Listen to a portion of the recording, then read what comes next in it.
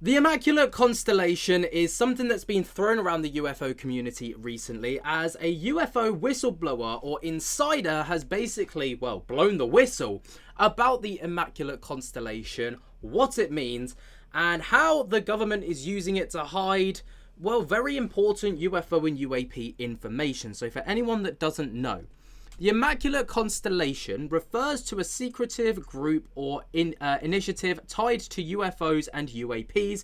It's rumoured to involve high-level military government officials from various countries collaborating on the investigation and possible retrieval of extraterrestrial technology.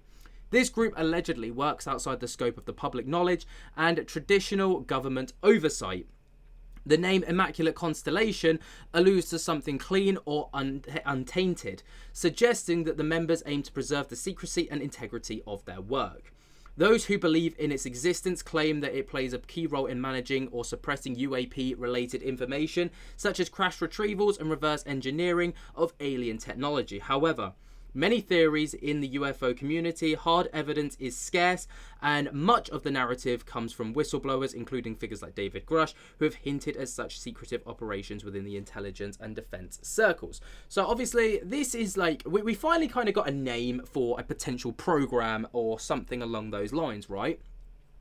But what's really pretty balmy is the fact that, you know, Jeremy Corbell and George Knapp are two very large contributors to the UFO kind of narrative.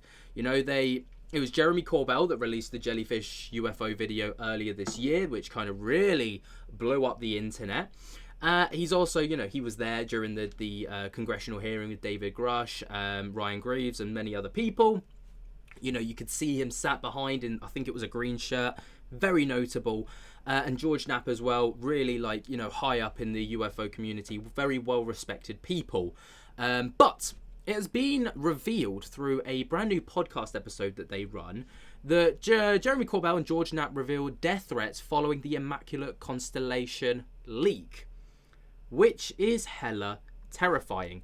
Obviously, it's no, like, surprise that we've got, you know, two whistleblowers who are looking at death threats and fears of being shut down and all the rest of it, because it's not uncommon for that to be the case. You know, it was what's his name? It's Bob Lazar. You know, Bob Lazar's had it, and he's also gone on to talk about the dead man's trigger, which is where, you know, if anything happens, like to him, all the information that he's got on the government and on UFOs from his time at Area 51 gets leaked online, and, you know, it's basically like a security blanket around them to make sure that no one from the government can kind of like take them out without there being repercussions for the government. But over on Jeremy Corbell and George Knapp's YouTube channel podcast called Weaponized, they go on to talk about these threats quite extensively. Now, this is the teaser trailer for the full episode that dropped yesterday, but take a look at this. In this week's episode of Weaponized, let's say there's a document that has been referenced in some reports. Michael Schellenberger has said there's a 20-something page document. Let's say there's a document. Let's be honest with our audience. You have been exposed to the entirety of the document. Is that correct? All right. Yeah, I've seen it. From the very get-go, we have been in the know that we have been trying to exploit derivative technologies of UAP. Is that factual from where you're sitting? Yeah. Okay. I am directly aware of the totality of this report and information being in person given to certain members. I'm not saying of Congress or Senate, certain members, and that I was present. Now that it's out, how can it possibly, how can anyone hope to quash the story? I mean, like, I'll just pause it there for a second, because it's very interesting the way that he's used terminology. You know, he's not directly referenced members of Congress or anyone like that, because obviously he knows that by giving names of people, those people can then be approached and silenced. That's why we've got the UAP hearing that's going to be taking place just after the election. And Congress have said that they will not be releasing the names of the people that will be testifying in front of Congress, because they do not want them to get into harm's way or be coerced out of it in any way. You know, it's basically a safety precaution, because for some reason, even though they've got apparently nothing to hide, the government's like, oh, we need to keep those people nice and quiet so they don't spill the tea about anything, because, you know, we'll just say that they're crazy anyway and that they've got nothing on us. But just to be safe, we'll make sure that they don't testify. It's so transparent. I need to crack a beer. Okay. Because we're right now, you have now brought up That's where it was risk leading. and threats. Yeah. Okay. You are asking me, and I'm sorry, I feel like a robot right now, but I have been on guard for This is our insurance policy right here. Okay.